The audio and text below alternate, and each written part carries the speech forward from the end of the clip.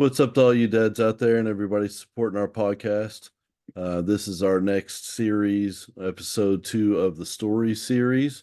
We've got James with us, good friend of mine that I've known for about a year now, and he's got some pretty crazy stuff to talk about, and I think y'all are really going to enjoy his story. And we're pretty excited to see what's going on.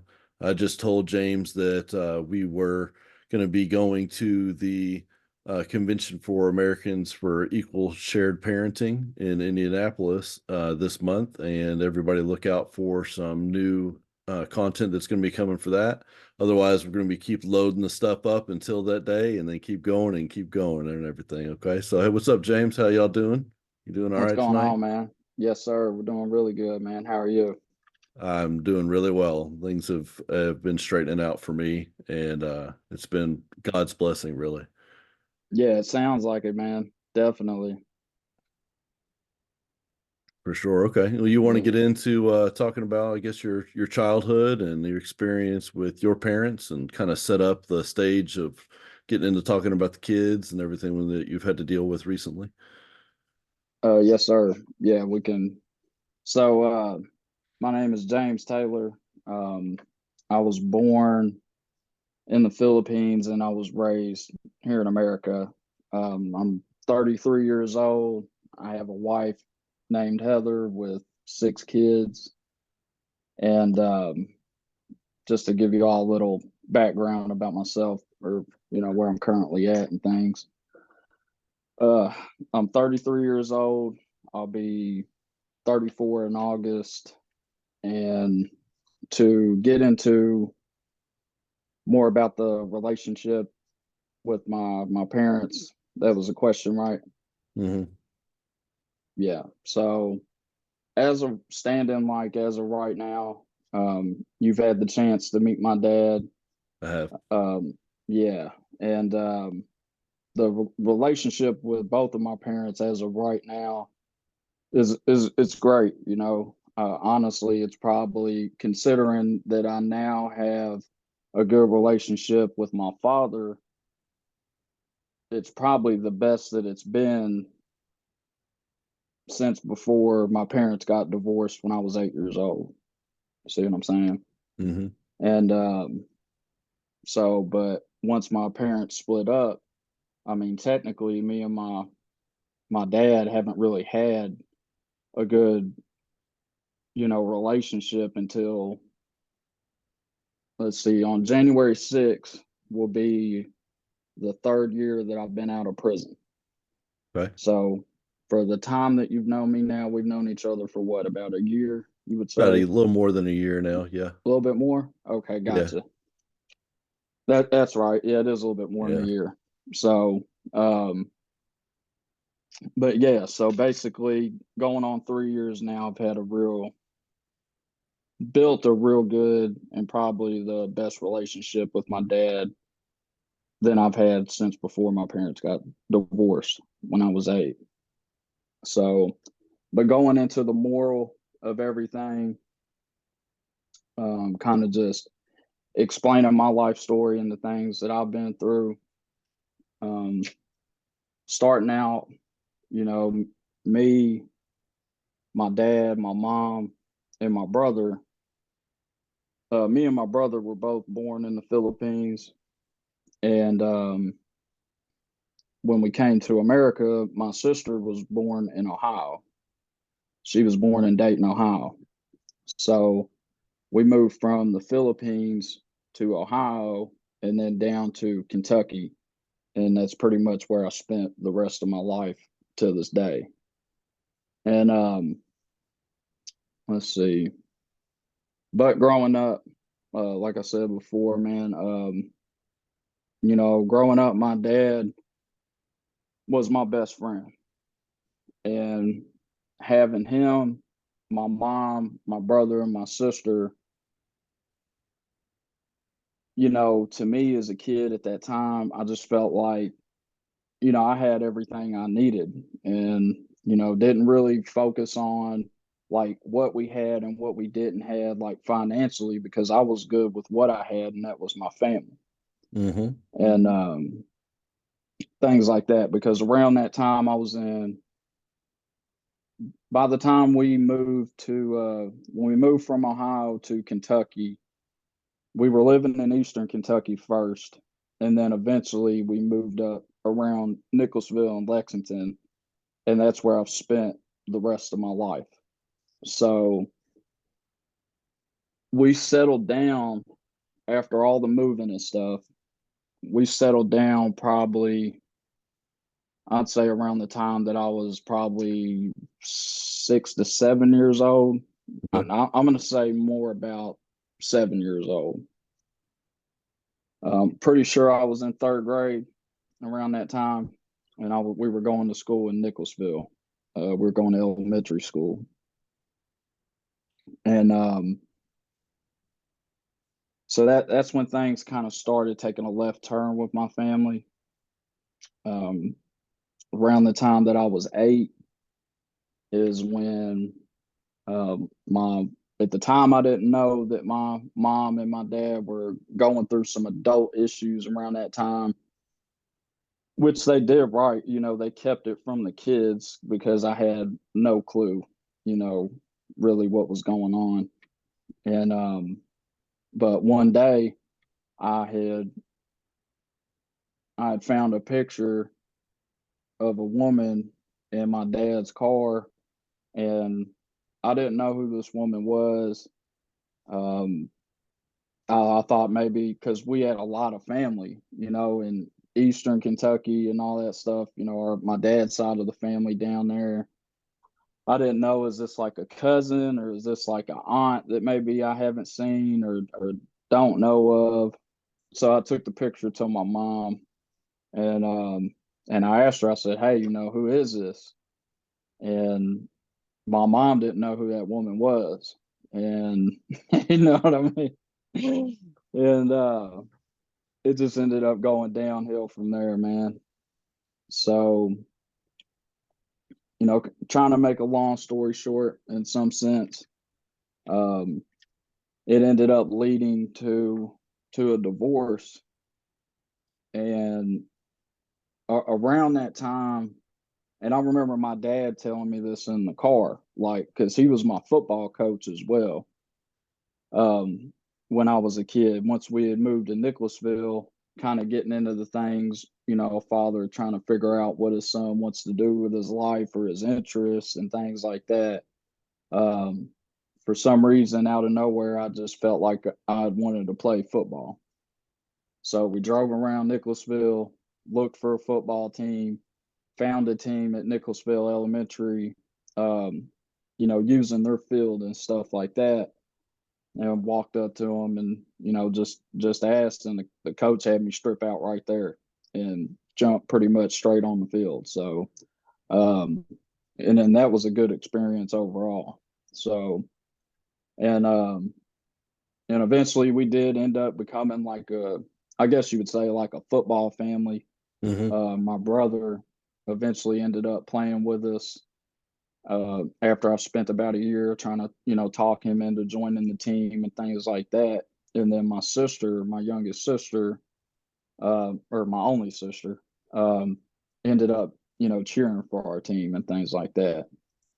So, but I remember one day, and I think we were coming home from practice, and me and him were sitting in the car, and he told me, he said, "Man, it's like you're like my best friend, man." Wow. Because it was like, yeah, it was like we could talk to each other about anything, you know. Yeah. That's super And serious, especially yeah, for a young kid. Yeah.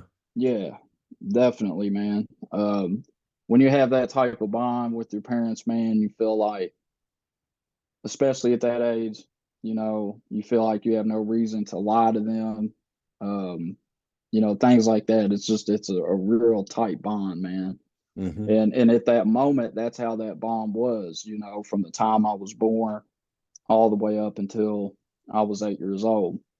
And so obviously my mom and my dad started having some issues going on and things like that. And they decided to split up. So my mom sees a picture of this woman, her middle son is bringing a picture of a woman that she doesn't know, that obviously my dad's probably been with, and things like that. Um, and then, there were things on my dad's side that he wasn't happy with what my mom was doing, you know. Um, and he doesn't really go into all those details with me, and I understand that because, Even to this you day. know, right, yeah, even Yeah. to this day, you know, it'd be no different with me and my kids because it would be mine and my wife's business, Right. He's you know. protecting you from that and changing the image of your mom and stuff like that in your mind, right? Right, right, Right. yeah, things like that. And but to me, once the split up actually happened, now I do remember a time that he did tell me, he told me, my brother and my sister, that he was splitting up with my mom. Okay. And me, my brother, and my sister were all about evenly apart in age. So my sister is about a year younger than me, and my brother's about a year older than me. So it was like back to back pregnancies, Hmm. trying to start a family, everybody kind of close in age, things like that. And but I remember when my dad had told me that, things ain't working out with mom, we're getting a divorce. And I just remember me, my brother, and my sister being in the car, and we were all shattered behind it, you So know. you all knew what that meant. Even Right, at that age, you understood what that meant. Okay. right. Yeah, definitely. And I mean, it had us tore up, man. If I remember correctly, I think we were all three crying. No, I we imagine. were, I imagine so. Yeah. yeah, yeah. I think we were all three crying and just like couldn't really understand why and things like that. Um, I mean, we were, let's see, my sister was probably 6, going on 7. I was 8. My brother was probably 9. Um, so, but even though that hurt, I think the biggest thing that played one of the biggest effects on my life, man, was how, to me, this was my perception. So, once I say this, man, I'm speaking on my perspective of when I was 8 years old. So, and like I think me and you had a discussion before about this, about perception, you know, Hmm. different perspectives on things. Like me and my brother have spoke about this before, and he sees it a different way, but me, this is how I seen it, this is how I felt, and this is what kind of led me down a dark road, you know. Yeah. And The beginning of the troubles in your life. exactly, exactly. And not having a solid, male role model, somebody to keep me in check, along my path in life, because I had no male figures in my life, and even the ones that were like boyfriends that mom dated, they didn't care enough to be almost like a father figure, or you know correct me when I'm wrong and be stern about it, because I was the type of kid you had to be stern with me, man. You had to let me know what was up, put me in check, man, because if not, around that time I was gonna buck, you know. Hmm. And it's just like, it's no different. Like I have step kids now. Me and my wife, we have 6 kids. We have 5 boys. We have 1 girl. So when these boys, because of my past and the things that I went through, and the way that I feel when I'm like, man, I just, if I wouldn't have had that solid role model around, somebody to keep that structure in check, then maybe my chances of going down this road wouldn't have been how they ended up being. So when it comes to fathering mine and my wife's kids, when they're wrong, I let them know. I don't go crazy, but I'm definitely stern, man. and I let them know where they can do right, how they did wrong, and how things are going to end up being if they keep doing wrong and don't listen to the advice, that they're given. Hmm.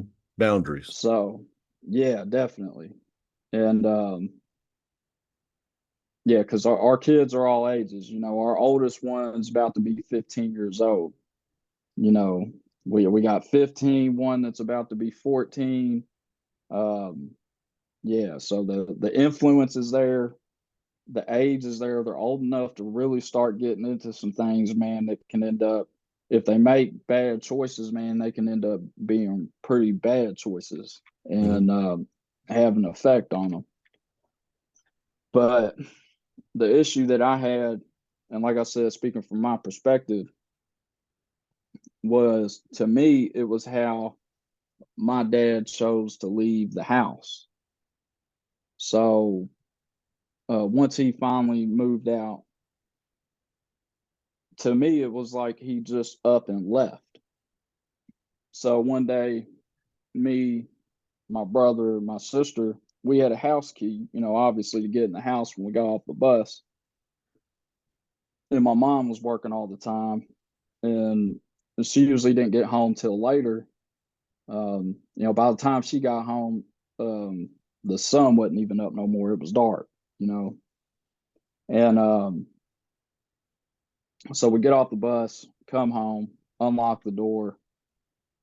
I didn't, even though my dad told me that my mom, or him and my mom, were not working out and things like that, kind of told us that they were going to split up, but he didn't like tell us when he was leaving, kind of say, hey, I'm getting a place to live, somewhere else. I'll be moving out, kind of slowly transition into that. Hmm.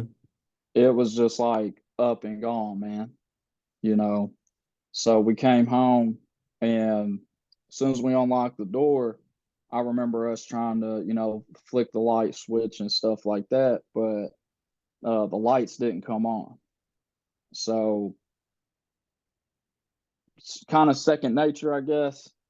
I'm thinking, hey, if the electric's cut off, then we can open up the refrigerator. If the refrigerator light's on, then maybe a light's just blue or something. Right. And so we go to the refrigerator and open up the fridge, man, and the fridge lights aren't coming on. I mean, nothing's coming on. So it's like, damn. And then usually by this time, my dad's home. So we were thinking maybe dad will be home here in just a few. And we waited out. So me, my brother, and my sister, we sit on the porch. I mean, we're kids, man. We ain't really got no clue what's going on. Um, so we're sitting on the porch, and eventually it gets dark, and we wait about another hour or two, I think, and then my mom starts pulling up. And when she gets out of the car, she's like, where the hell's your dad at? And we're like, shit, we don't know. You know what I mean? We don't know where he's at. Like, you know, Yeah, um, he's not been there yet. Yeah. right. He ain't been there, man. So, um, of course, maybe my mom knew more than us. And, but just to kind of nip it in the bud, man, my dad never came back. So, and I don't think it's that he just didn't come back, but after all that happens to a woman, she can't take you back after that, Right. Um, her heart's done been broke, man. He's done nothing left. My mom has just sacrificed moving from the Philippines to America to provide a better opportunity for her kids so we don't have to grow up and live in all the extreme poverty that my mom's side of the family currently lives in now. So, and I couldn't imagine what it was like back then. I mean, it's still extreme poverty now. So I couldn't imagine what it was like back in the 80s and 90s, you know?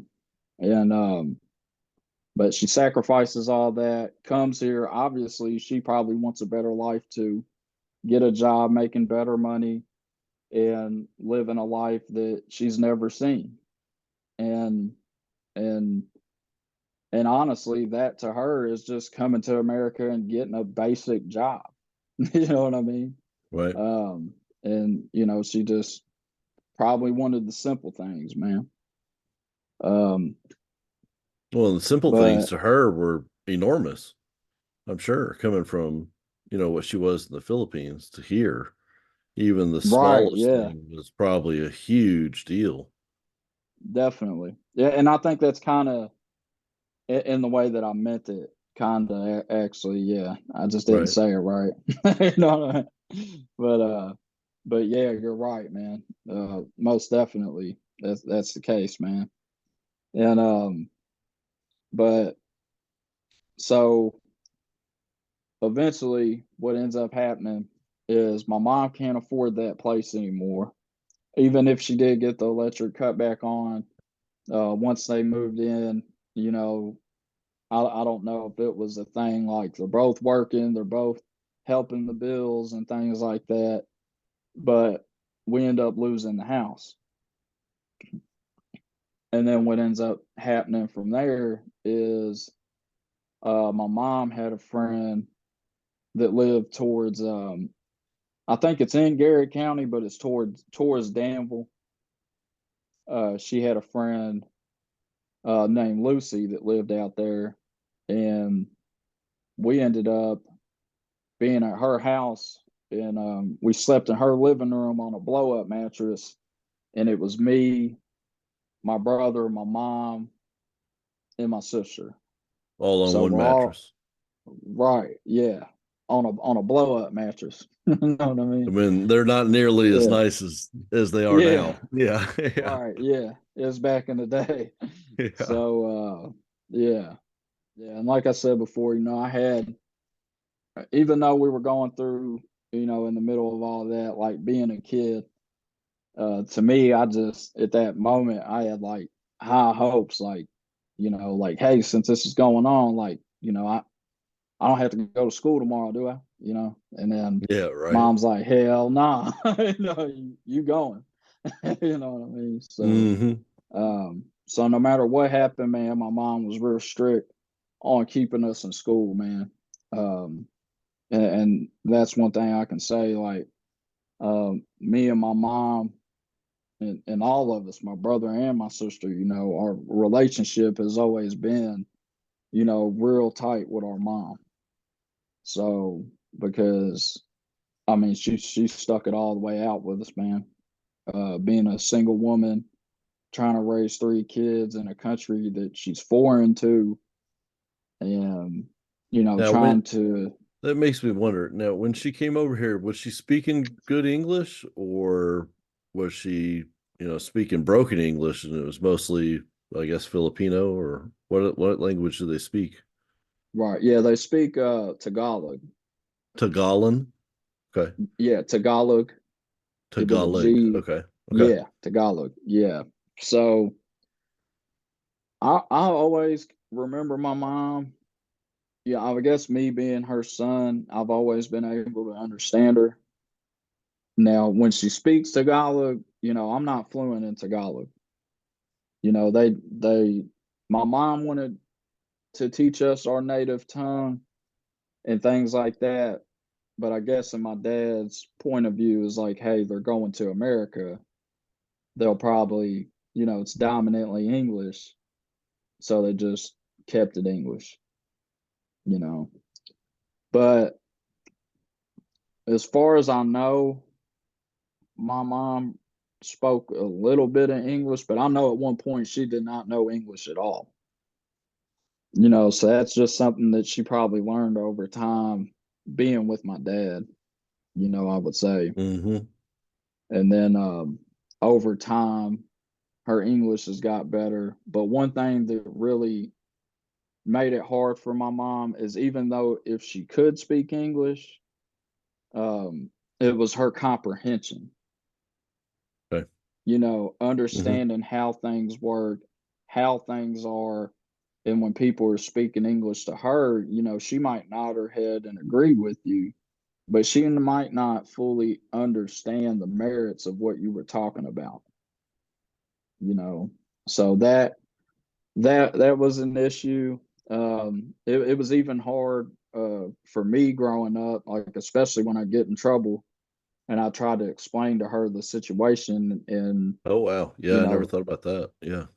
yeah, yeah, I tried to explain it to her, and she wasn't hearing it. No, no, she wasn't hearing it. So yeah, um, but yeah, she always made sure that we were in school, man. And despite all the things that we didn't have growing up, man, my mom has always made sure that we always had the things that we needed, you know. So she wasn't a drug addict, an alcoholic, or anything like that, man. Once she got a job, she secured that job, and she's been at the same place now. I mean, she's about to retire already.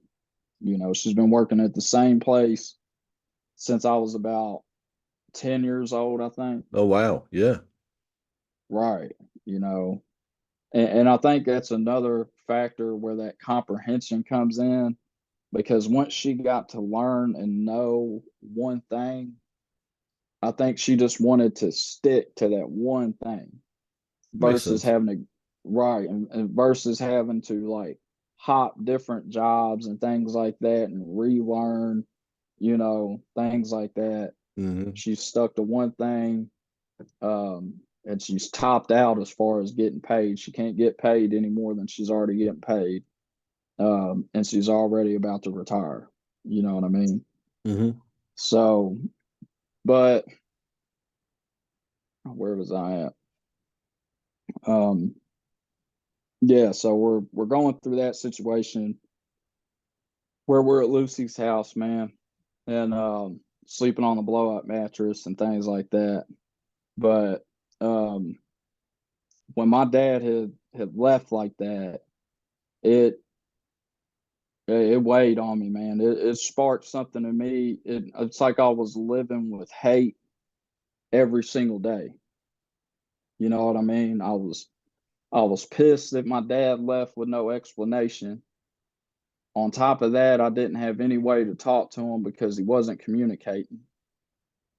So when I'm sitting here asking what's going on and what's happening, if my mom don't have a clue, you know what I mean? Hmm. Then where does that put my understanding at? I'm pretty sure my mom could have told me a few things, but it was things that were obvious, like, hey, he's gone.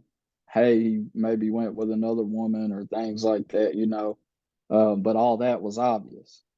So, um, but yeah, so I started dealing and living with a lot of hate and a lot of anger, man.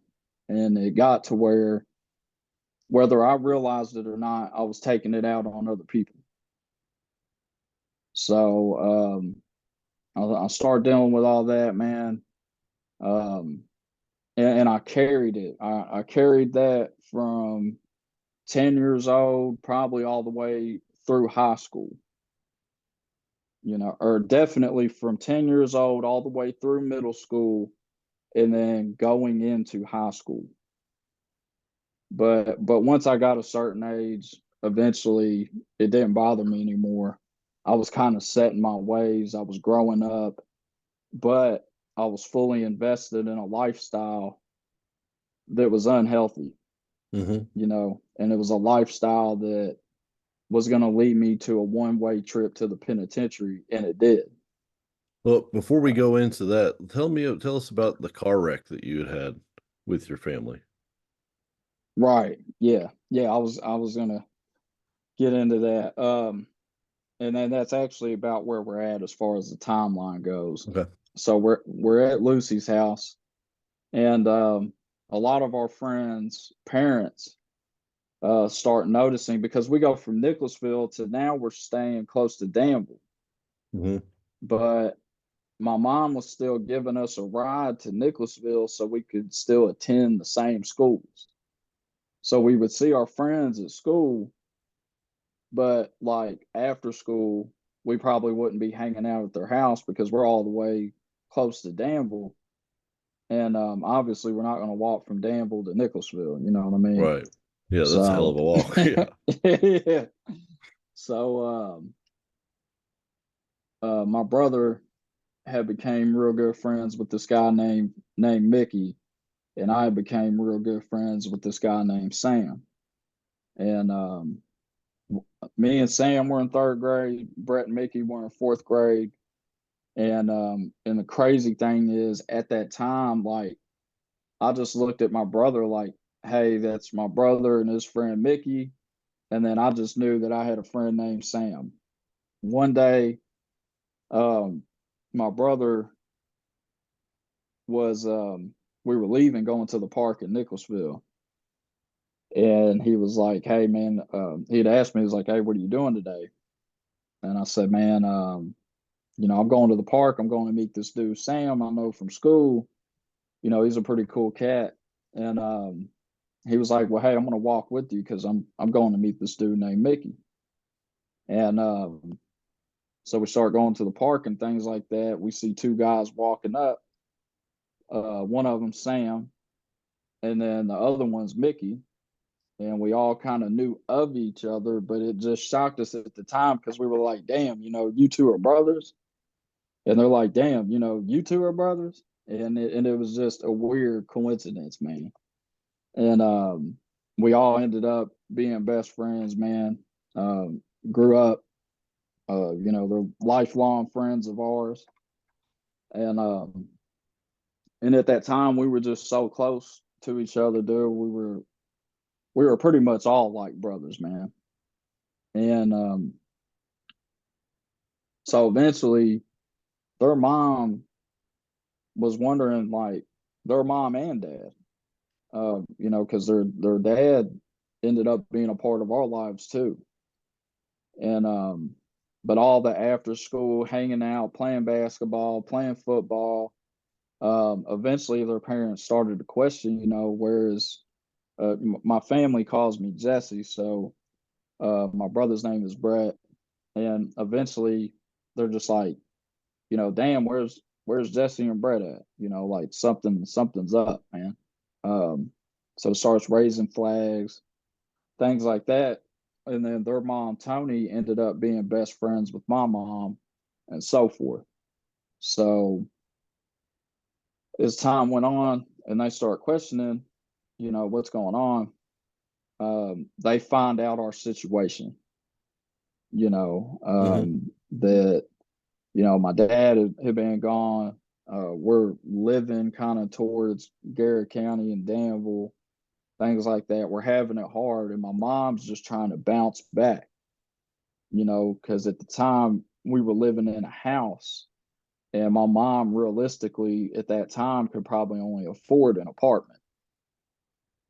And so Tony knew that my mom worked, knew that she wasn't just some reckless mom or anything like that, and was like, hey, let's go look and find you an apartment.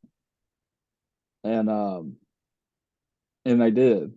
So I think she paid like the rent and the security deposit.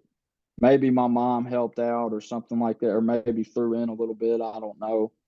But I do know that that's what pretty much got us started, is, getting on our feet. And so we ended up going back to Nicholasville. We lived on Strawberry Lane in Nicholasville. There was it was like a townhouse. And then that's where things, at that moment, that's where things started to look up. Okay. But we ended up taking another hit with the car wreck. So right as things maybe started to look a little bit better, boom, we got hit with another tragedy. You know what I mean? So once we make it to the apartment, um, my mom, believed in keeping us in church. And so I don't know how my mom, well, and just to even think about it, we were just in Danville, so that's probably how my mom found that church in Danville. I know we were talking before about it, like how did she find, that church out of everywhere? Hmm. But thinking about it, that's probably how, maybe through Lucy or somebody else. Um, but as far as I know, when we attended that church, I didn't see her with like any of her friends that she knew. It was just us going with mom. And but we stayed in church every Sunday, man. And and that's what it was. So when the car wreck happened, it was on a day that we were coming back from church. And but I know the part that you want to hear, you know what I mean? So um around that time, once we got settled into the apartment, um, I really struggled with these specific thoughts. And then I even struggled with these same thoughts in high school. Because as life went on, it got long, went on, growing up, and I still didn't have this relationship with my dad. It was never rekindled. There was no communication. It just seemed to be a grudge on my end, and I'm not for sure what on his end, you know. And but a lot of times, man, I would just be like, damn, man, like, like why did you even have me? Like Hmm. why I didn't even ask to be in this world, and then to sit here and go through all these hardships and shit like that. Like, why did you even have me? And I would start questioning. I remember I would just be pissed, man. Like, and I even told him that, like, and my exact words, I was just like, why the fuck did you even have me? If this is how it was gonna be. Um, so and just dealing with that perception on things. I mean, I know I went to the penitentiary and things like that, but me and my wife, man, we do our best. Like we're always with our kids, man.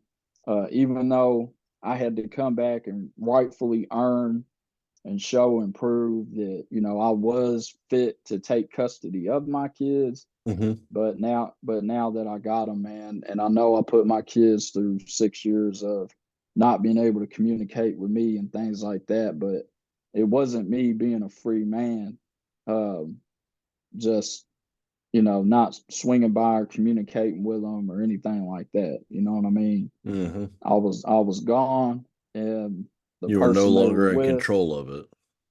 right? Yeah. Yeah, exactly. And even the people they were living with weren't even allowing them to communicate with me or get letters from me from prison or none of that. So it was completely 6 years, no contact, no relationship until I came home from the penitentiary. Um, but back to the apartment. Around that time, I was 10 years old because I was 10 when the car wreck happened, Okay. and and just dealing with those thoughts, like I never had the balls to commit suicide or anything like that, struggling with thoughts like that. Um, but I remember I was just sitting there, and I had my own beliefs, me and my wife. We believe in God, we believe in Jesus and things like that, but us speaking on it, like, I do want to make this clear, like, we're never the type, like, I'm not pushing religion on anybody. I'm just speaking on my beliefs, mine and my Okay. wife's beliefs. So ever since I was a kid, we've always been at church. And when me and my wife got together and got married, that's something that we continue to this day, you know. And even if we're not in church, we, got the sermons on Sunday, things like that, man, and always pay our respects and give our thanks to God, you know. So, um, but yeah, I was pretty much feeling alone. I don't know like what made me say this, because I used to pray all the time, Mhm. every night, man. I was alone, man, and not that my mom made me feel alone, but I didn't have that companionship with my father. So there was just a Well, void. and growing up, that was like you said, that's your best friend. That's your main figure in your life was your dad. Right. Yeah.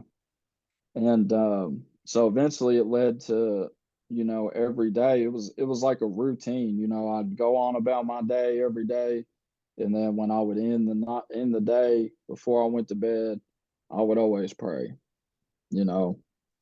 And this night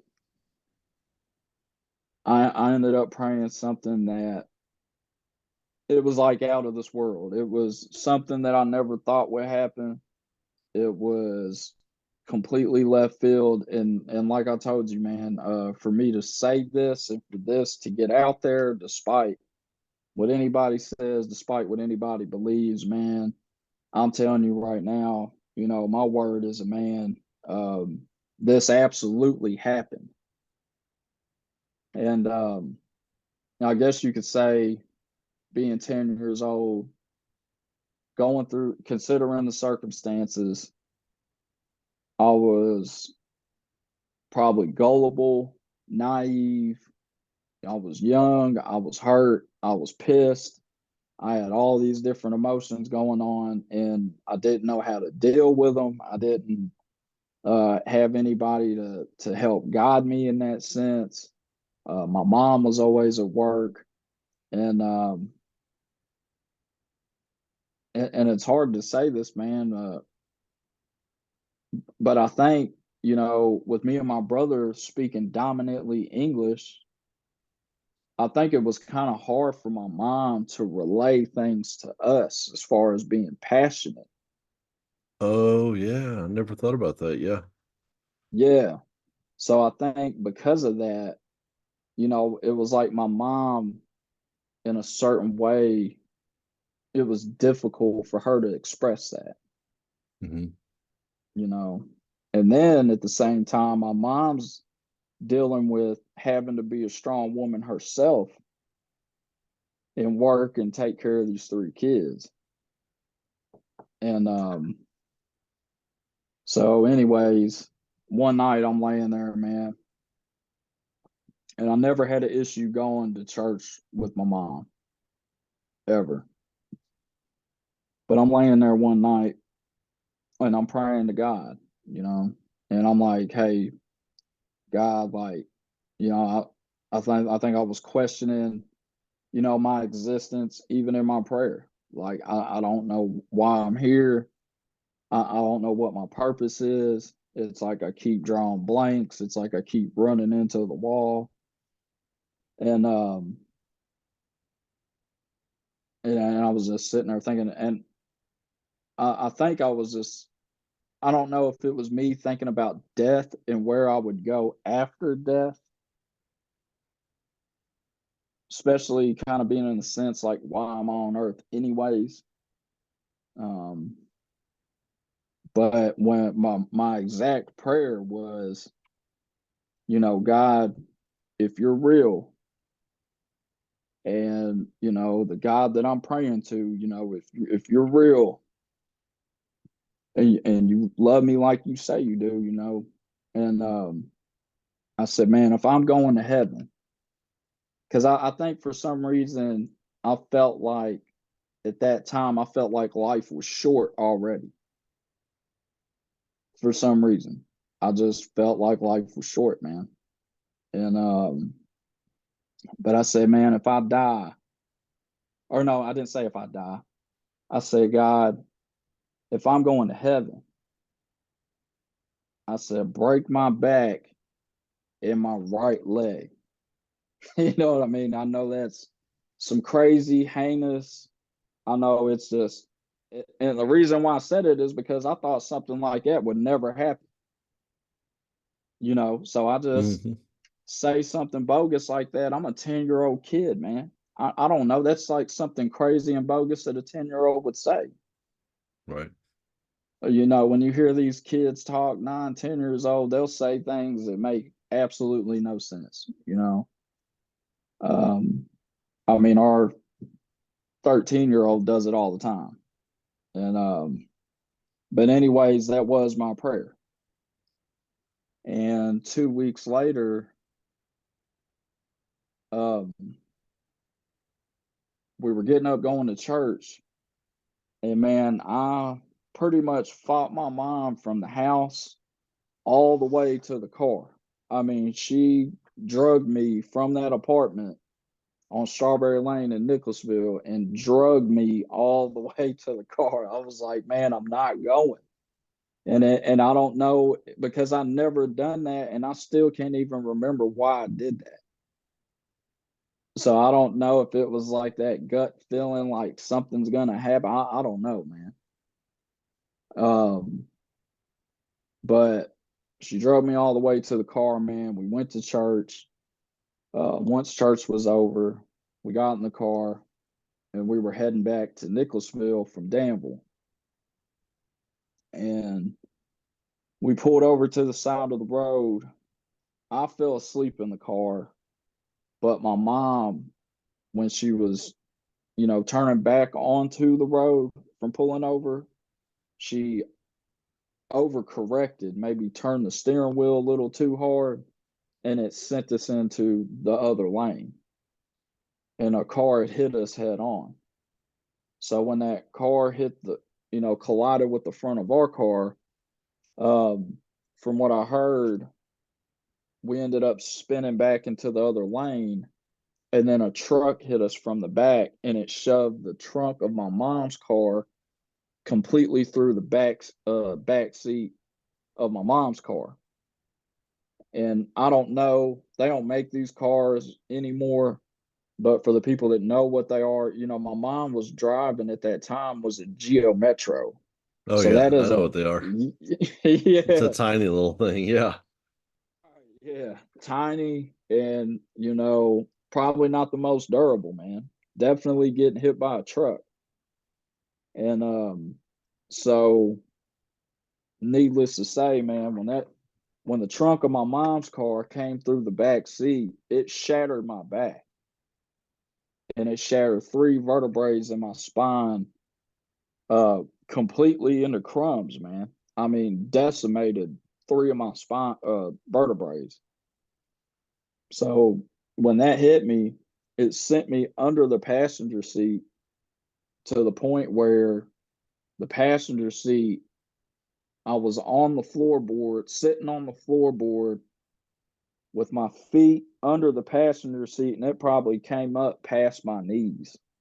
So I'm sitting all the way down in the floorboard, and I'm trying to put my hands up on the seat and like push myself up and trying to get out of here. Hmm. But I couldn't. I was stuck. I was jammed, man. But when I was under the passenger seat, it snapped my right leg in half. It snapped the femur bone in my right leg in half. It completely snapped it, you know. And but at the time, I didn't know all of this. The only thing that I knew from my perspective is that we were coming back from church. I fell asleep in the car. I woke up, and when I did, it felt like the car was upside down, and I was looking up at the preacher from our church, because I guess it happened not too far from the church. Oh wow. Okay. Yeah, and and I just remember him being there, telling me like, "Hey, calm down. We're gonna get you out." And then I passed back out, and then I fell into a coma. So I fell into a coma. I think I was in a coma for 2 weeks. My sister was in a coma for about a month. She could have been in there longer than that. Um, but so once that happened, man, now my back is broke. My right leg's broke. My sister was hit with 2 airbags and pretty much brain dead. She was pronounced dead on the scene. And And just to show how, like, God works things out, man. Um, this wreck happened right in front of a nurse's house. And that nurse came out at that time, thank God she was home, but was there to be able to resuscitate my sister and bring her back to life. You know what I mean? And my mom, so she was, where my sister was hit with two airbags, so it swelled her brain up, Mm-hmm. and it damaged the motor nerves to where it paralyzed her for the rest of her life. And my mom, I guess where her airbag deployed out to the right side of her, which led to my sister getting hit with two airbags, you know, um, my mom's face hit that steering wheel, and when it did, it knocked her teeth out. She bit Mm. half of her tongue off, and it just completely battered her face. Like, when I seen my mom, she didn't look like the same person, man. When she first came to my hospital room, it was like every bit of her face was out probably about another 2 inches. I mean, just swelled out. You know what I mean? Her lips, everything, man, just swelled out, dude. And and my brother was sitting behind my mom. He was sitting behind the driver. I was sitting behind my sister. My sister was the passenger, so I'm behind her. And but the railing that the driver's seat and passenger seat are buckled down to, anchored down to in the Mm-hmm. car, that railing somehow had came up and stuck inside my brother's right shin. And I'm talking about a good chunk of it. I mean, just drove right into his shin. And he had to grab that for some reason. I'm 10 at the time. He's probably 11 going on 12. And he had to grab that, man. And this is his story. This is what he told me, because I was in shock. So I don't remember anything. And he had grabbed that and pulled it out of his leg, man. And when he did, he told me, it was like, Jess, man, he was like, the blood was gushing so bad. He said, man, it looked like it was black, almost like it was ink just coming out of me, man. Like, and his window was actually busted. And while I'm under the passenger side screaming and trying to get out, my sister and my mom are both unconscious. And my brother is the only one who's coherent to what's going on. And but his window was busted, but his door wasn't open, and he had to crawl out of the window and eventually fell on the ground. He's all busted up from Mm-hmm. glass and cut up and things like that, man. But I mean, pretty much from what he told me, that's about what he remembers. And then they life flighted my sister to the hospital, had to land helicopters and things like that. I can't remember if I was in the helicopter or not. I was in the ambulance, uh, from what I remember, but we spent a great amount of time in the hospital, man. So we were took to UK hospital in Lexington, and from UK we had to transition to Cardinal Hill Hospital for therapy and things like that. But once we got to the hospital, um, and I woke up out of that coma, I just kept feeling like, I was like, man, I can't move my head, I can't nothing. I know this big plastic thing is on my neck, so I'm just like, what the hell? And but once I woke up and I came to, I didn't realize that I'd been laying down for 2 weeks straight. So, I tried to lift up out of the bed, but also I didn't know my back was broke either. But that little bit that I tried to lift my head up, with me laying down for 2 weeks, the blood rush that I got, man, it was like I was spinning in circles real fast, man. And I just remember hitting the pillow, man. And Passing I'm just back like, out. what? Yeah, well, maybe I think I did pass back out. Yeah, I think I did. But once I came to and I was able to talk and things like that, I was trying to figure out like why the hell do I got this neck brace on, man? So I'm like, Mhm. damn, did I break my neck? You know what I You didn't mean? have any recollection of the wreck at all. No, no, not one. No, not one bit. And but from what I was told, they said, the 2 weeks that I was in that coma, they was like, hey, your brother was there with you the whole time you were in that coma. He was sitting right next to you, man. Oh, And nice. like, you know, pushing for you, like, come on, man, like wake up out of this shit. And and eventually I did. But then when I woke up out of a coma, and the first time I was actually able to be put in a wheelchair to be rolled around, I had to go see my sister in a coma. Mm. You know what I mean? And that shit Hmm. killed me, man. That shit fucking killed me, dude. People had told you what Um, had gone on, though you knew what was happening before you went and saw her. All right. right. Yeah. Yeah. Yeah. Yeah. They explained it to me like, hey, don't freak out. When you go down and see your sister, uh, they had to shave some of her hair off. So she had, in some spots, she has short hair like me. So they didn't want me to freak out thinking like, my sister's head shaved now, like what's going on, things like that. Hmm. She's in a coma. And so yeah, it was tragic. And so it didn't even dawn on me, man, for the longest time, dealing with all the trauma and things like that. It didn't even dawn on me until I made it probably to about I spent a good amount of time in UK. Me and my sister both did. And then I think we spent the longest in Cardinal Hill Hospital, but I think total, I know it took me like right at a year just to learn how to walk again. I mean, I completely forgot how to walk. So once I made it to Cardinal Hill Hospital is when I started kind of remembering what I had prayed about. Mm-hmm. And it was crazy, man. It was crazy. Did you I start don't. feeling blame for everything after that? Were you blaming yourself for the wreck after that, or It your was hard sister's for me. tragedy? And Yeah, I mean, in a way, and it was hard for me to put it together.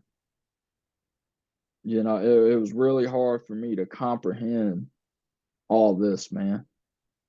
And the fact that if that was the answer to my prayer, now I'm living with these circumstances.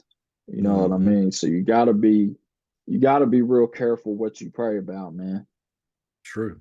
I mean, I know just since I've been home from prison, even on my way getting close to hitting the door from prison, man, like I never understood what confirmation and things like that were, getting confirmation from God and things like that.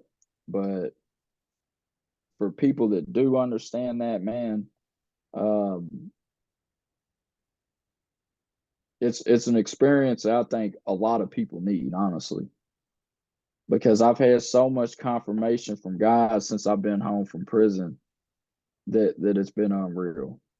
Where I know that's a different story, maybe a different episode, different interview, but man, all the success and all the blessings that me and my wife have had since I've been home from prison, man, are completely unreal. You know, um, but sometimes I would think about it like, hey, did things happen the way that they did? Did my sister being paralyzed, did that prevent her, prevent something that might have happened in the future? Like, if she wasn't paralyzed, would she have went down a hard road of drug addiction and all types of, you know what I mean? Mm-hmm. Things like that. I mean, I'm not for sure. I mean, things happen in life just like that car wreck that you would never expect. But that's not to say that she didn't deserve to have the chance to at least make a choice with what to do with her life as somebody who's not paralyzed, Right. you know. So, um, it's really hard to, especially then. It was really hard to comprehend, and there were times that I would sit down on the thought, but it wasn't something I don't think that I carried. I don't think I like harped on it, because we were already physically dealing with so much. Right. Um, You didn't we have the were space in your brain to like consistently keep that going in your brain, those bad thoughts about it and stuff. That's what you're saying. right, Right. yeah, definitely, man. So we end up going through. My sister wakes up out of the coma. She wakes up out of the coma. She's able to talk, but she ended up having a trach. So when she did speak, it would sound like a whisper. And she had that trach for the rest of her life. So, and the only reason it would sound like a whisper is because where she was paralyzed and her muscles weren't strong enough to swallow that spit, you know, we Mm-hmm. had to literally suction the spit out of her trach or any mucus or anything like that. Wow. Yeah. So growing up as a kid, man, I remember like, I was just on guard as my mom. If my mom was resting and didn't wake up and my sister was in her bedroom coughing in the middle of the night, things like that, dude, I'd be the first one run in that bedroom, make sure that I'm getting all that stuff, up out of her, man. Um, and then it's just something hard to deal with to be that young. But at the same time, it taught me responsibility, man. And my loyalty to my family it's always been thick, you know. And so let me think about where I'm going with this for a second. She wakes up out of a coma, and everybody, all the family, everybody's coming up to the hospital visiting. Everybody's trying to. It's a tragedy for everybody. My sister's friends, Mickey and Sam, were torn about it. Their family, our family, just everybody, man. Even the football team that we played for, because it threw football for me completely out the window. Right. I had to, learning that, three vertebrae in my back are completely shattered. They went in and sucked all the bones out of my back and built a mesh titanium cage, put it in my back, and then filled it right back up with the same bones that they had sucked out. Wow. Yeah. Yeah. That's wild to hear. Right. Yeah. And despite the divorce and things like that and the things that were going on between my mom and dad, I mean, my dad was at the hospital, you know. He was at the hospital and and he actually made, a choice for me that if my mom at the time didn't comprehend it and he didn't make that choice, man, it would have been a real hard thing for me to live with physically. So they were like, hey, here's the options with your son. Either we can put these rods in his back or we can go this way and we'll put this titanium cage in his back. And, eventually those three vertebrae, instead of being, the vertebrae are like They're like little links, one by Mm-hmm. one, you know. Well, three of mine are just one solid bone. They're not those little links and stuff like that. So explaining that to my dad was like, "Hey, you know, if we put those rods in his back, that will pretty much physically limit him from everything in his life because he won't be able to do nothing because of the excruciating pain that he's going to end up going through." And I'm glad that he made that decision because I had no choice but to get those rods in my knee. So the rods ran from my knee to my hip, and where that my femur bone had snapped in half, I ended up having somebody. I have a donated bone in my femur, probably about that long, and the idea of those rods in my knee running to my hip was for my femur to like grow into that bone and attach, Mm-hmm. you know, and obviously it did. Um, but you know, we went through the hospital trips and things like that. We end up transitioning over to Cardinal Hill, and from there is where I start to learn, you know, how to walk again, things like that. I mean, my first time trying to take my first step, it scared the hell out of me, man. I mean, like it put me in a perspective to where like I understood how senior citizens feel if they fall. Oh wow, yeah.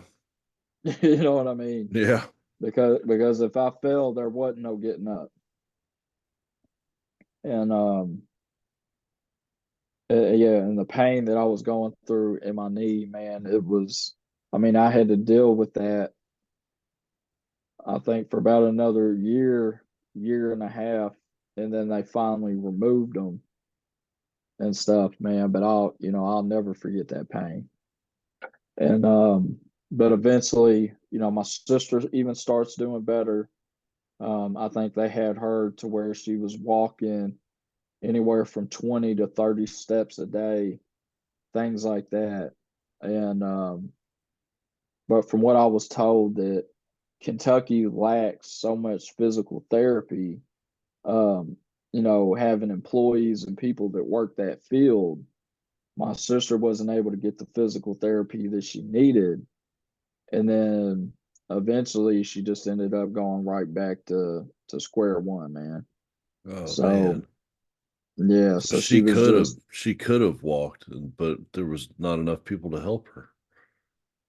Gosh, right. I mean, that's that's just what I crazy. was told. I don't Right. know if Kentucky actually lacks that many people in that field or, you know, how that works. But I even remember being a kid and people telling me, like, hey, man, you might want to get in that field when you grow up because once you do, maybe you can be that person to, you know, help your sister.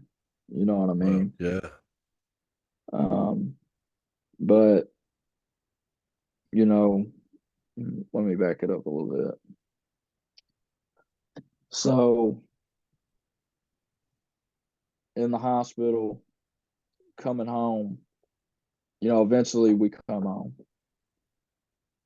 And even though I'd seen my dad at the hospital and things like that, there was even a time where, you know, he was pushing me, trying to get me to walk in the hospital. Like I was walking on a walker and stuff, you know, trying to relearn how to walk again. And I remember the day that he was pushing me, man, he was just like, you know, keep going, you know, one more step, one more step. And I would just remember telling him, like, hey, I can't do it. I can't. Like, I'm about to give out, man. My leg is, you know, it's had it. And for some reason, it just felt like my leg completely just fell out from underneath. Oh, dude, the pain killed me, you know, because on the left and right side of my knee, I could see like the bolts kind of Ooh. just sticking out and I could feel them. And dude, it was man, I can't even explain the pain scale on that shit, man. Like anybody that has to live with that, the pain that you have to endure, at least for me, or if somebody has them in their knee, I mean, I words can't describe that shit, man. Mm-hmm. But anyways, we all end up coming home. My brother wasn't in the hospital that long. It was me and my sister that were in there the longest. No, we were both in comas. My sister's completely paralyzed. Um, and then I'm going through what I'm going through. But once we make it home, and I'll start walking again. So I'm gonna speed it up a little bit here. Start walking again and get to where I get the rods removed from my leg, and then get to where I'm in middle school, so about sixth grade. Um, Still dealing with um, the absence of my dad, and subconsciously, because you could ask me at that time, like, hey man, what's wrong? Like, what's up? What are you going through? Like, hey man, I'm all right. I'm good. Don't, trying to brush shit off. Um, and just at that time, me not understanding myself, I guess, Mm-hmm. and just walking around pissed, mad at the world, dude. So from sixth to eighth grade was probably the worst, academically for me, you know. And I can't say academically, but I say as far as taking my frustration out on other people.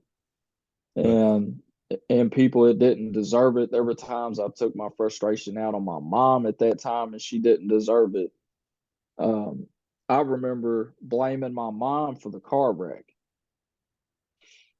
You know, the first time I woke up in the hospital, man, when I woke up out of that coma, my mom walked in the room and she seen me and she just started bawling, man. She's just absolutely bawling, saying she's sorry and things like that.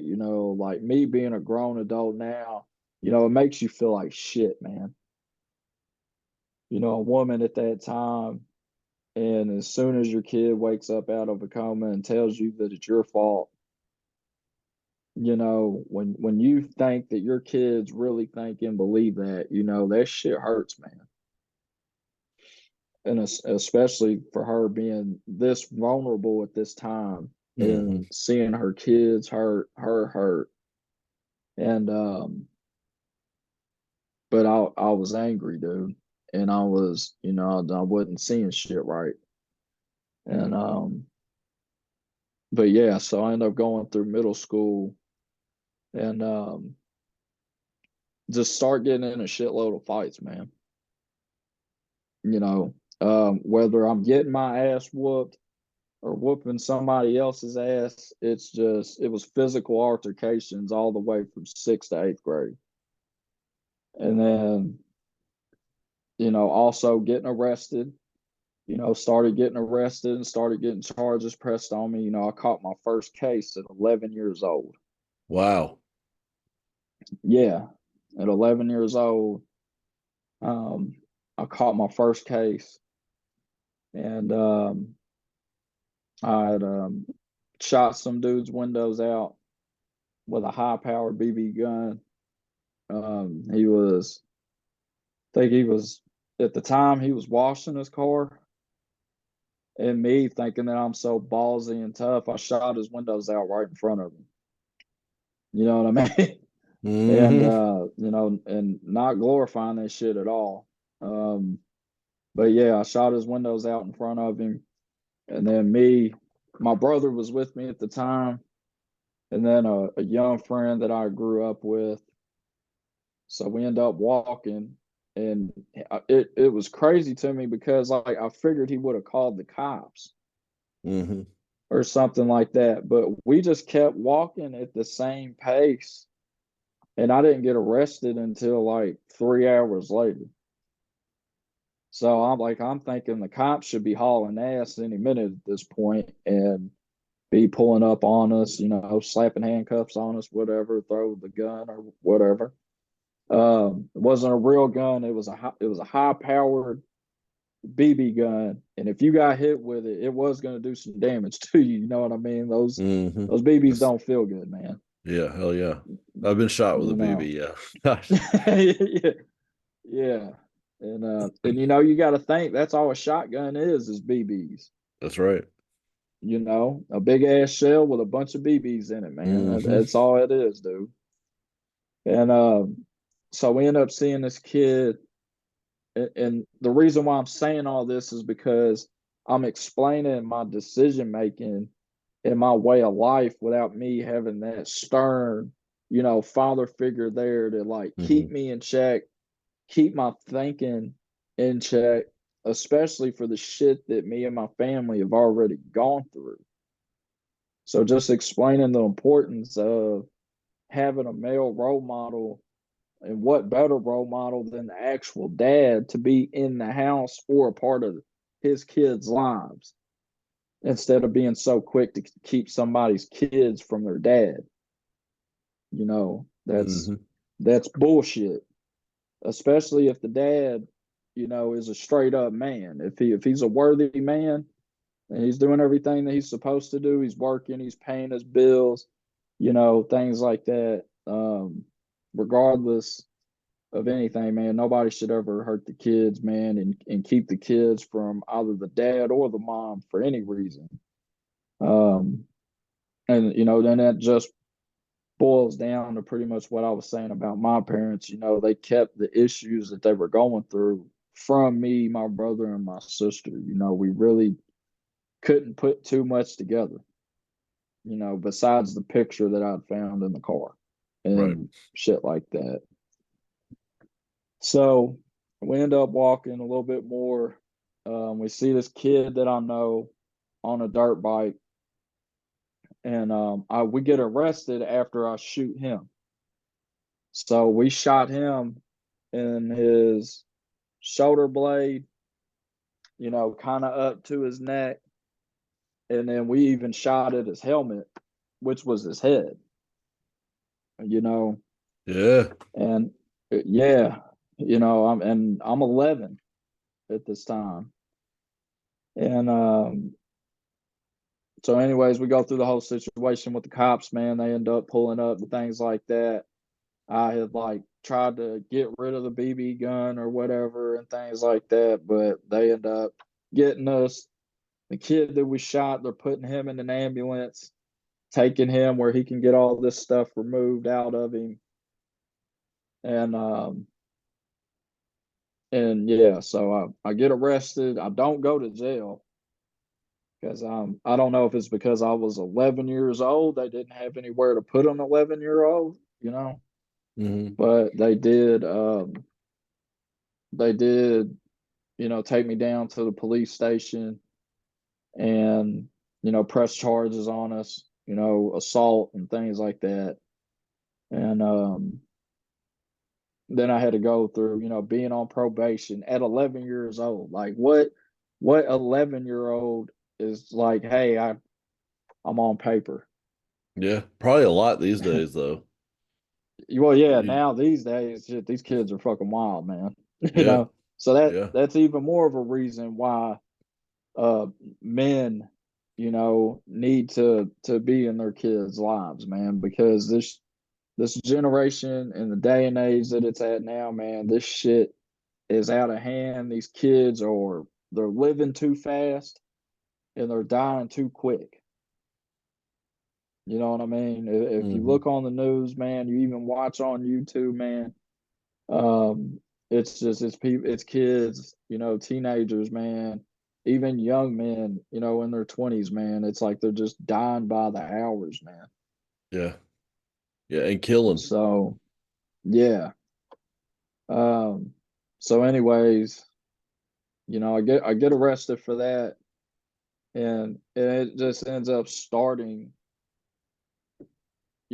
a path of destruction is really the only way that you can explain it. Of course, me being 11 years old, I still knew right from wrong.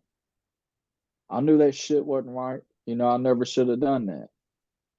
Um, and even growing up, all the choices that I made, I knew they weren't right. But I just felt, eventually I ended up living a life that was focused on selling drugs. And that was the main focal point of everything, of my bad decision making. Um, we ended up moving from that apartment. My mom was able to buy her first house. And so we moved in the house, and that's when we start to, we nested down in that house for a while. We were there as far as I can remember, man. I think we were in that house probably about 8 to 10 years, maybe. But So we ended up moving in that house when I was about 12 or 13. And so once we move in, my mom, taking care of three kids. We're home from the hospital now. And she's my sister's the amount of money that my mom had to spend just to compensate my sister to as far as her being able to ride in the car. She had to go get a handicap accessible van. Um, and my mom didn't just get any van that she could just throw my sister in. My mom went out and got the best thing that she could for my sister, man, to secure her and so she could feel as comfortable as possible. And she ended up getting a real nice vehicle for my sister, man. But not only that, you got these mountain high hospital bills. I can only Um, imagine. dude, yeah. And yeah, so she's taking on a mortgage, car payment, trying to raise three kids, and at the time, and like I said, we weren't poor growing up, but we were broke in a sense because all the money that my mom made, it was already spoken for. Mm-hmm. And we just really didn't have too much extra, to be able to go out, do anything, or have super nice things. And it was just tough, man, especially because like I would think at that time that my mom would get assistance or something. Like she'd get some type of food stamps or um, just something to help out the circumstances. But they tried to say that she made too much money. And I was like, holy shit. You know what I mean? It was pretty much it. Ridiculous. And yeah, ridiculous. Because the shit that they try to say, the amount that people make is too much money.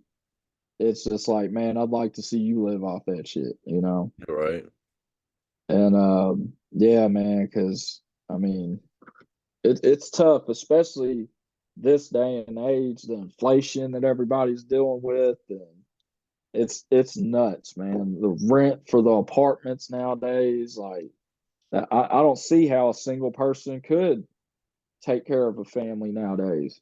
Mm-hmm. You know, takes almost three people with a full-time job to pay the rent on a two-bedroom apartment. You know what Yeah. I mean? Or one person with three jobs. So yeah, man, Yeah.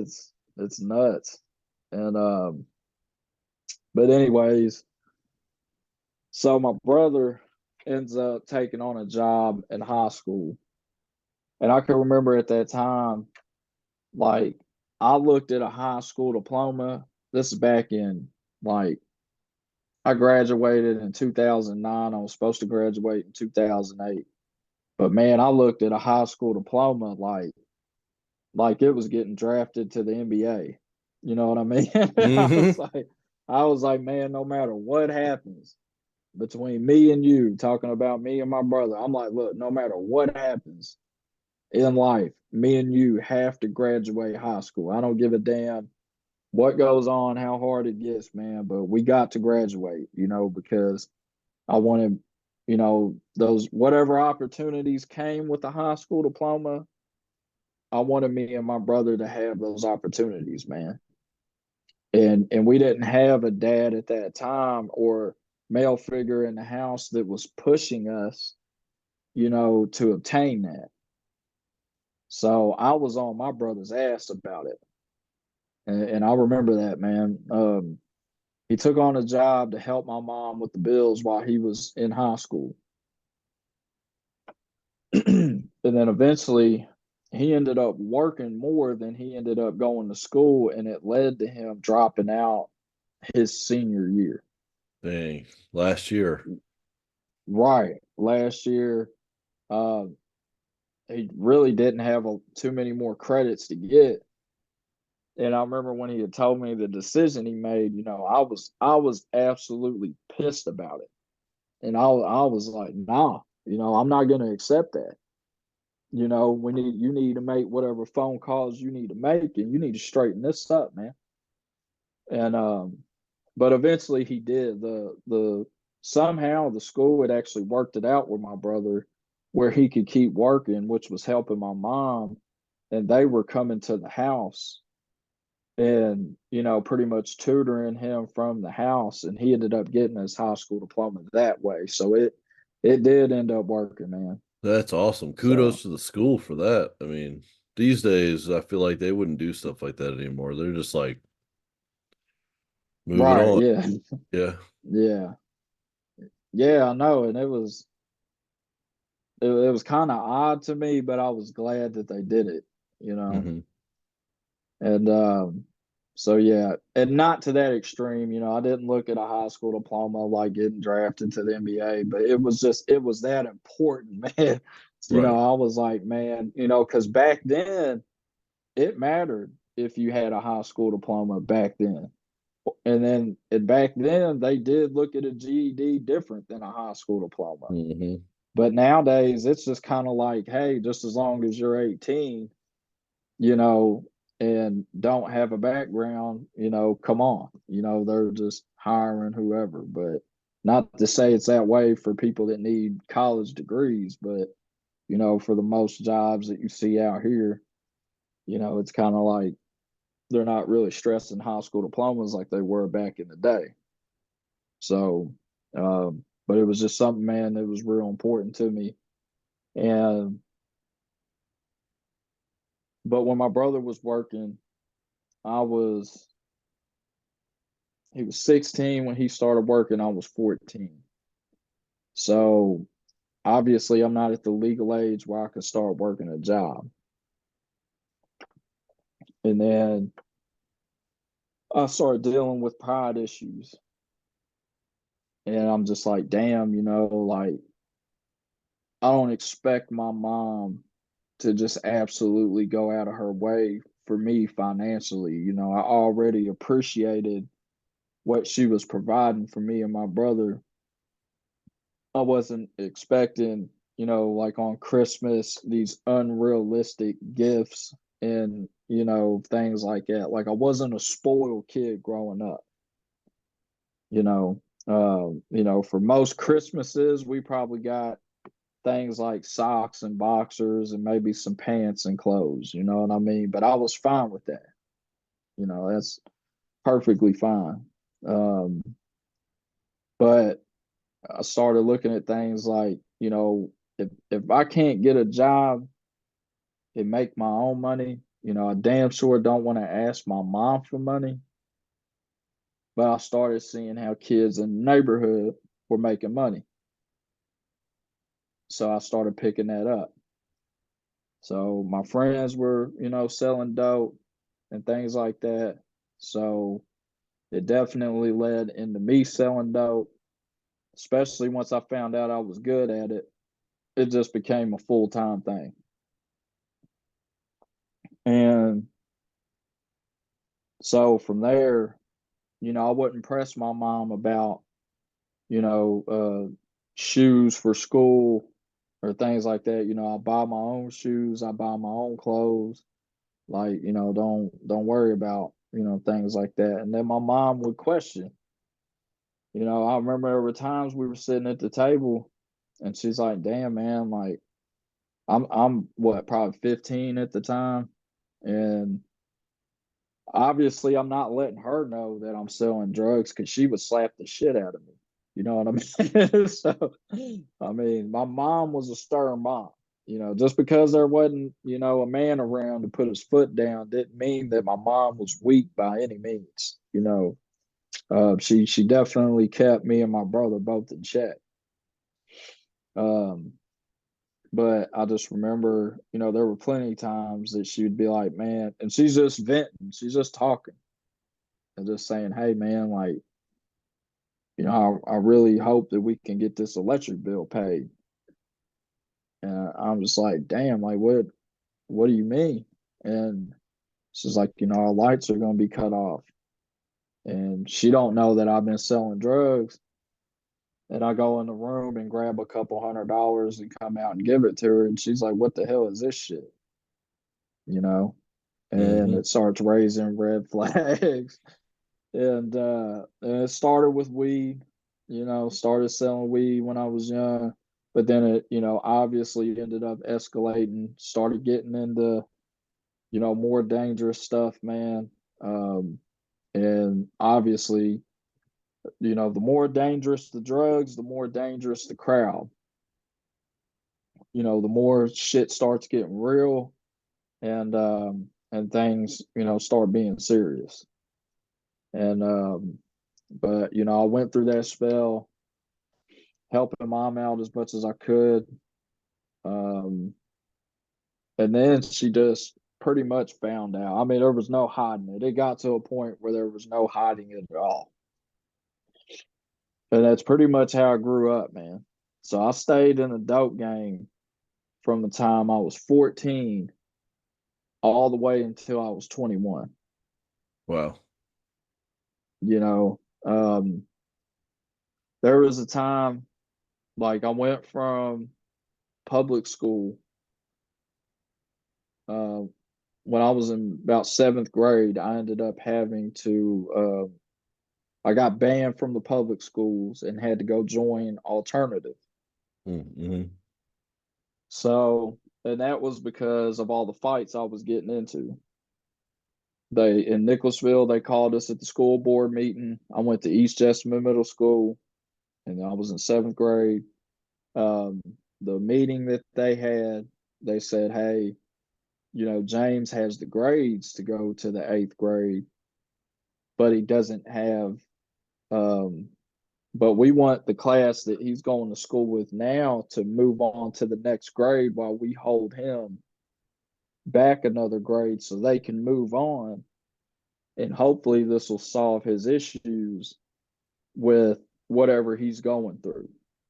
Instead of him moving on to the eighth grade with them, and then it just end up being a whole bunch of drama again in the eighth grade."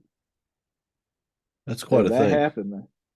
Though that That's quite a happened, I thing. swear it Yeah. did. Oh, I believe you. Yeah, Absolutely. yeah. But well, ultimately they left the decision up to my mom. I mean, really they couldn't hold me back because of my grades, because my grades were passing, you know. But my mom knew everything that was going on at the school because all the incident reports, all the times I'd been suspended. I'm Mm-hmm. either coming home with a busted mouth, busted nose, hands busted, things like that. Um, but she agreed to it. And when she agreed to it, man, I ain't gonna lie, it tore me up, I guarantee it. to Yeah. yeah, That's all the support that you had. yeah, I was pissed that she had agreed with that. And that's why I graduated in 2009 instead of 2008 because of being held back. in the seventh Mhm. grade. So, well, anyways, eventually, I end up getting charges pressed on me while I'm at school, get walked out in handcuffs. They think that holding me back that year was going to do so much better for me. But what they didn't understand is that I was dealing with a broken home. You know, I was dealing with issues that were not at school, and the issues I was dealing with and that frustration and anger, I was bringing that shit to school. Right. i- if that makes sense. It does. Yeah.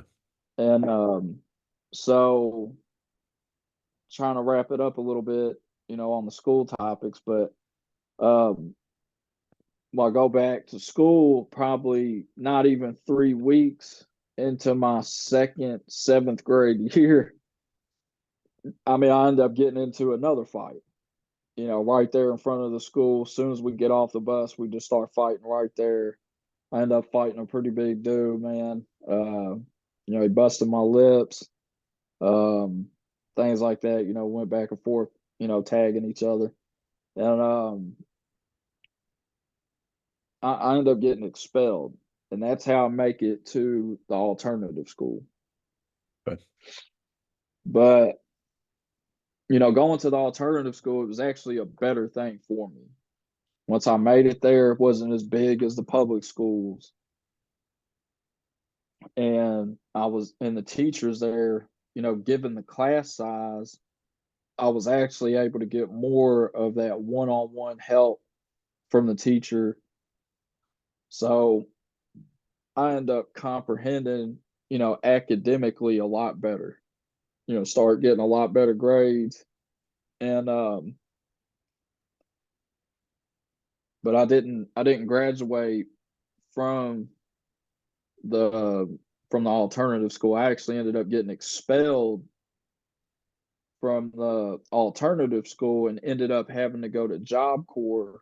Oh, And Job Job Corps. Corps, yeah, yeah, Hmm. yeah. Job Corps is where I ended up getting my high school diploma.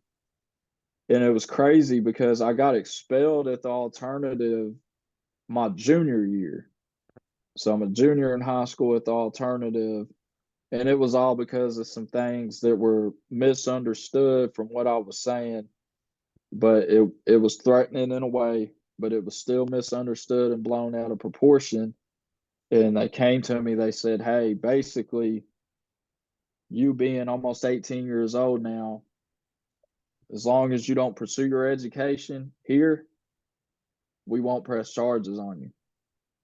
But if you try to pursue your education here, you're already banned from the rest of the schools in the county. So this was already my last stop. But they said, as long as you don't try to pursue your education here, we won't press charges on you." So I left the school, and I heard some guys talking. They were talking about Job Corps, how you can get your high school diploma there, things like that. And what was a small conversation to them was a big conversation to me. So I like overheard it. Not that I was meddling, but I turned around. I was like, "Hey, what are you guys talking about? Like, how can I get that information?" Like, because like I told you, man, I was big on getting my high school diploma. And so yeah, I ended up looking up the number, man. I ended up going to the Muhlenberg over by Bowling Green and went out to the Job Corps out there and graduated and got my high school diploma. But anyways, back to living at my mom's and things like that. Um, I ended up, like I said, from 14 to 21, all I did was sell dope. I did work jobs here and there, but I still sold dope while I was at those jobs. And I never learned any real skills or anything like that. I wasn't good at construction. I wasn't there wasn't a trade that I was dominantly good at. And I was insecure about it because all the time that I spent invested into selling drugs and being in the streets, that was like the only thing that I knew. Mm-hmm. So it made me insecure, and honestly, it made me feel less of a man when I see other real men working real jobs, building houses, putting roofs on, dude's a plumber, whatever, things like that. Like I don't know any of that at that point. And I stayed in that stagnant state of mind all the way up until I was 21 to 22 years old. And then I ended up going to prison and didn't come back home until I was 30. So, let me see. But yeah, um, I've went through my time selling drugs and shit like that, man. I've been through numerous things. Everybody I've went to school with is either dead, in jail, you know, for the rest of their life. Mm-hmm. Um, I've had friends murdered. I've had friends shot. I've had too many friends OD and die. Um, and and like I said, the ones that are locked up, man, a lot of them are doing so much time that it's like they might as well be doing life, Right. you know. And it's crazy because it's not like they're doing time for some big murder charge or anything like that. It's just, where they Everything's changed stacked all up. these right things being stacked up. And then these laws changing because, they crack down on the drugs like they have, you know what I mean? Mm-hmm. You get a life sentence, man, you end up going out here selling dope and things like that nowadays, man. Um, and it's crazy to say that. I mean, well, that's not crazy. Um, because a lot of these cats that have a lot of time like that, somebody's done died from something that was Yeah. sold, or With you know what I fentanyl and all mean? that stuff, especially. Yeah. Right. Yeah. Yeah. And I wasn't out for the fentanyl era. I was in prison when all that came out. Mm-hmm. Um, but but yeah, so but just to kind of put things in a nutshell, instead of, I mean, I don't know how it is. I don't know if it seems like I'm dragging things out or not, but to like really put things in a nutshell and in a perspective, because I know that this is a channel um tailored towards, fathers, kids, cognitive thinking and things like that. Um Me not having that figure in my life, man, um if he would have been there, you know, to me, consistency is like one of the biggest things. Mm-hmm. Kids and young men and women, it doesn't matter. Young young men, young women, kids Children. in general, that they need consistency from their parents, man. And me not having that consistency led me down this path of destruction because I had no, of course, my mom would be pissed at the things that I did, but my mom had to work all the time, Mm-hmm. so, and on top of that, she's physically taxed, she's exhausted, probably needs rest. She has to take care of my sister, and then here I am out in the streets pretty much doing whatever. And she would discipline me any way that she could. Um oh, I don't want to draw a blank right here, man. But but yeah, more importantly, that consistency is what I needed, man. Um it definitely could have played a role in my decision making, and I guess a better way to explain it is like, as a man, you want to be able to season your kids. You Right. know, I wasn't seasoned. Be able to pass on knowledge from your mistakes instead of them E- having to make the mistakes to learn those things. Exactly, man. I didn't have anybody to season me because we had already moved from the Philippines, which took me away from all of my mom's family. So then we moved to Ohio, which is where my dad's mom lives. You know, we were living in Dayton, Ohio, Cincinnati, kind of that area. And then we end up moving to Eastern Kentucky, which is where my dad's family is. But then when we moved up towards Nicholasville and Lexington, which is where I spent the rest of my life, you know, I didn't have any family, not blood related family. All I had was my dad, my mom, my brother, my sister. So then when my dad left, all I got is my mom, my sister, and my brother. So, and I think that had a big role to play in it too, because I just didn't have people to connect with that understood me. And also, like I said, I didn't have any older heads to season me as a young boy becoming a man, because like there's so many like prime years in a Hmm. kid's life when they're making that transition from being young to older, and it's those years where they have to learn. It's probably the most important for them to learn, you know, so they can carousel into their adulthood. Becoming a man or a woman. Right. And those years is when I didn't have my father. You know, those were the years, man, that mattered the most. And I didn't have anybody. Well, and because he wasn't So there to help along with those things too, your mother didn't get all that time to give you either because she had to work to be able to provide to you all to even to live basically too. exactly. Yeah. So, Exactly, man. that disappearance of him trickled down to everybody. Right. And I remember my mom sitting down and she was like, matter of fact, I was in prison. My mom came to visit me, and I think she was just feeling blame for the way that I was. You know, at this time, I'm a man.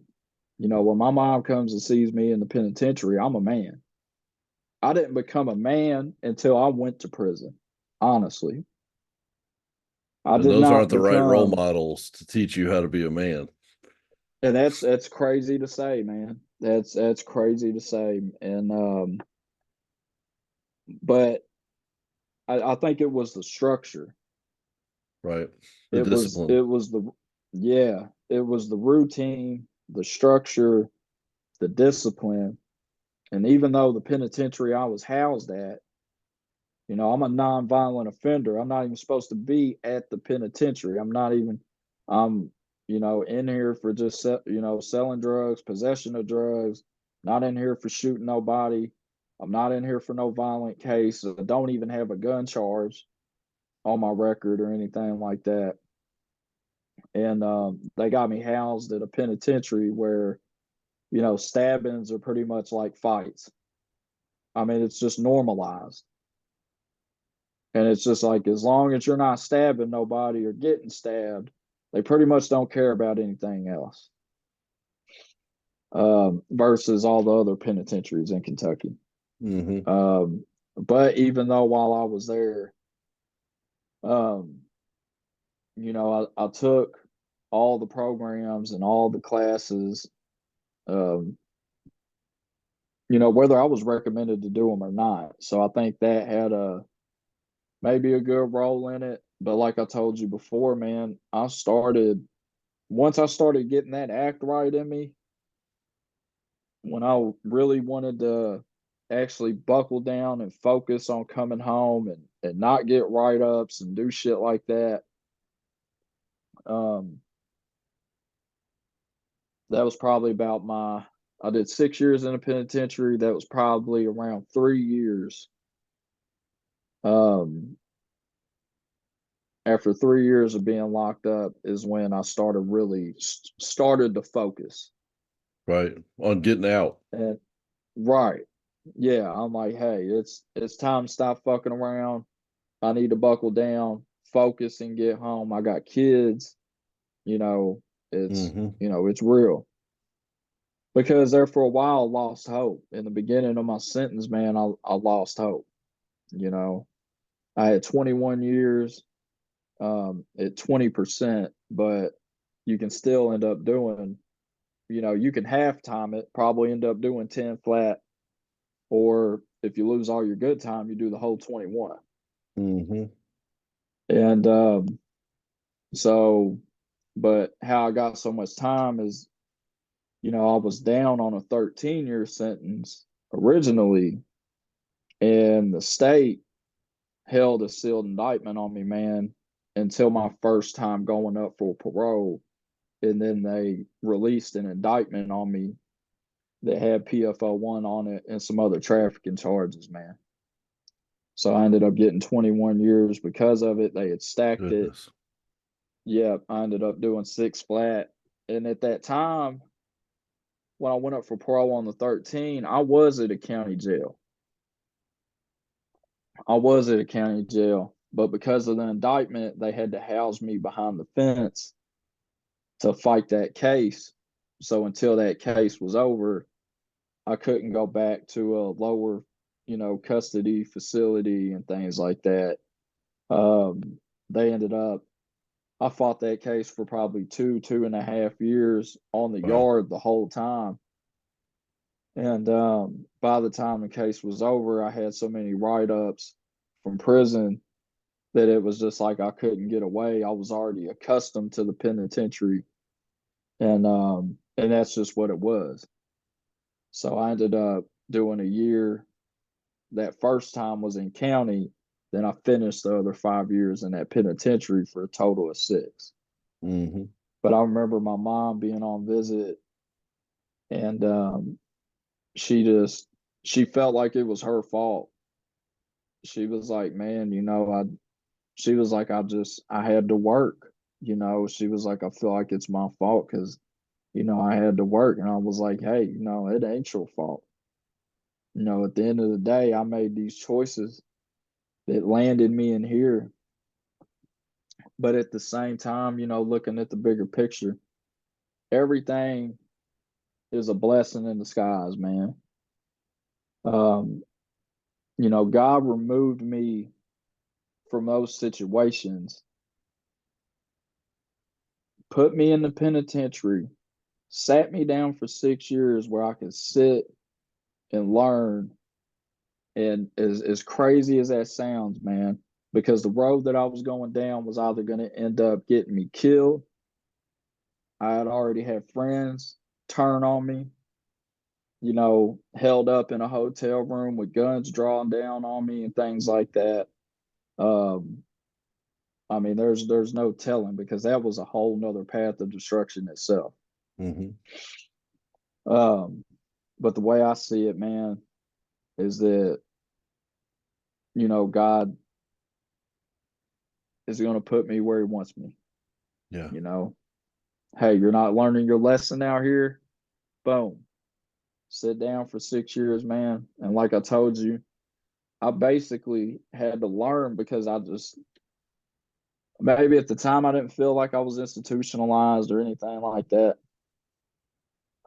But I haven't been home in so long that like all I watched was reality TV shows, um, sports, things like that. So I started trying to relearn how to live life through like reality TV shows. Like I'm trying to think like, about living life on life's terms and things like that. Mm-hmm. Um and my biggest goal, like at the time, the way I convey things and the way that I speak now and the way that I feel like I deliver my message to people is is a lot better than what it used to be like then. When I first went into prison, my speech was like it's like it was lazy. Hmm. And I pretty much like talked ghetto, lazy speech, you know what I mean? And it was just, you know, um, but that was something that I really worked on while I was in prison Hmm. because I knew that coming home from the penitentiary, first thing I'm gonna have to do for one is get a job.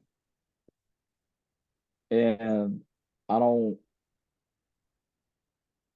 I don't know if it would be like I wouldn't say in a sense of being stereotyped, but I just did not want anybody to have the one slightest bit of a clue that I'd been to prison Hmm.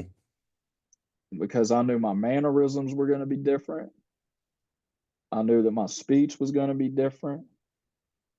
I was 215 pounds solid muscle, and you know, it would just look obvious. You know Right. what I mean? Right. And it was obvious for a lot of people. And Hmm. but Well, and that leads us to a good stopping point right now because we've expressed how your childhood, not having your father and having your mom, having to do all this stuff and everything has led to these decisions. And then now we get to a point where you're getting out and we're going to be able to have another episode with James's wife, Heather, on, and we'll get to start talking about right, how that's affected your kids now and how you father now and all that stuff and everything. So I think right, this is a good stopping point for us now. And then here soon we're going to have that next episode out with Heather. That would be definitely, man. James's wife. And it's fantastic. And I really appreciate you coming out and telling your story. I know that a lot of that was really hard for you to be able to express, Right. man. And it takes a lot of strength as a man to be able to admit the mistakes and stuff that you've made and the realizations that you made of needing the father figure and needing the mother there full time and all that stuff and everything. Absolutely Most amazing. definitely. Yeah, I appreciate you, um, just giving me the opportunity to speak, man, because I know how important things like this can be, man, and the changes like of what you're doing right now, giving fathers the opportunity to come on here and speak, man, it gives a lot of young men the opportunity to listen and learn. You know, it's no different than me being in prison, like I was saying, trying to pretty much relearn how to live life when I come home. You know, people listening to this podcast, uh, like when they say that you can't force change, but you can inspire change. I like that. You, Yeah. you know what I mean? Hmm. And I caught myself with people in my life, I would always try to force change, man, rather than inspire change. But things like what you're doing, I mean, think about all the different types of people listening to this podcast that it could inspire to change. The way a woman is treating the man with the kids could inspire that person to change, could inspire a man to be a better father. It could inspire other people to, get together and advocate for the same reasons that you're advocating for. You know what I mean? So either way, I just think it's a huge opportunity, man, and it's super important for people to have a platform to get that voice out.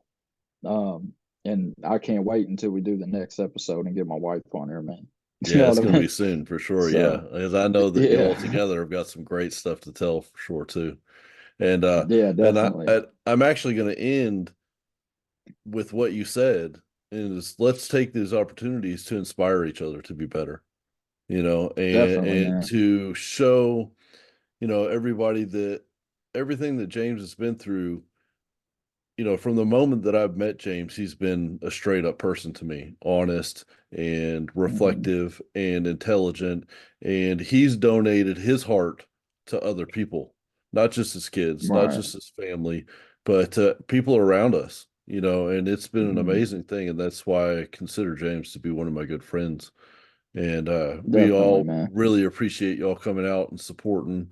And let's make this thing really big and really make something out of it so we can help everybody. It's so important to help everybody because it's going to help the kids. And that's men and women. We're not just Right, advocating for fathers' rights, we're advocating for equal shared parenting because, the whole point of the story has come down to that James needed both of his parents. And because of the right, loss of one, it made it hard for the other to do the things that they needed to do also, and right, it's amazing that you took responsibility for your actions when your mom came to you and said that. I mean, that really shows how right, far you've come to me. right. You know what I Yeah, mean? definitely, man. All right, so we're gonna sign out, people, and we'll have James back soon with his lovely wife Heather. Yeah, And yeah, we appreciate everything that y'all are yeah. doing. Okay, bye. All So right, we bye. You want appreciate to you, say man. bye? Yeah. Yeah, we'll see y'all, man. Next All right, time, brother. man. All right, we'll see you.